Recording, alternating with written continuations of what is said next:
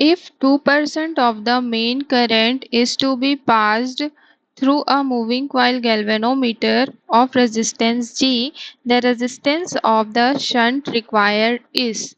इस क्वेश्चन में बोल रहा है कि हमारे पास एक मूविंग कॉइल गैल्वेनोमीटर है जिसका रेजिस्टेंस जो है वो गिवन है हमें G, और हमें बोल रहा है कि जो 2% ऑफ द मेन करंट जो है वो गैल्वेनोमीटर से फ्लो कर रहा है, तो हमें शंट का जो रेजिस्टेंस है उसको फाइंड आउट करना है। तो हम लोग सबसे पहले देख लेते हैं डायग्राम से। जी ये शंट में कनेक्टेड है S, यहाँ पर का करंट IG, यहाँ पर का current IS and total current होगा I।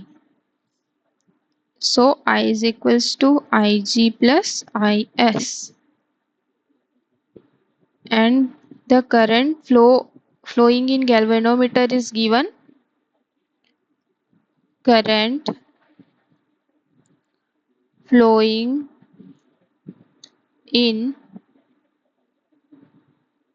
galvanometer Ig is equals to given as 2% of I। That means जो Ig की वैल्यू होगी वो होगी I डिवाइडेड बाय 50।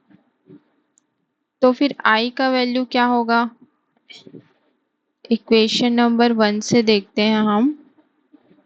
इक्वेशन 1 में अगर Ig की वैल्यू पुट करते हैं तो ये होगा I divided by 50 plus IS। अब IS की वैल्यू अगर हम निकालें तो ये हो जाएगी 49 I डिवाइडेड बाय 50। हमें पूछा क्या गया है, हमें पूछा गया है कि जो शंट है उसकी वैल्यू क्या होगी। दैट मीन्स हमें पूछ रहा है इस S की वैल्यू। तो उसके लिए हम करंट डिवीजन रूल अप्लाई करते हैं।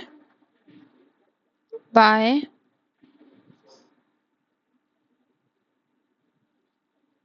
अप्लाइंग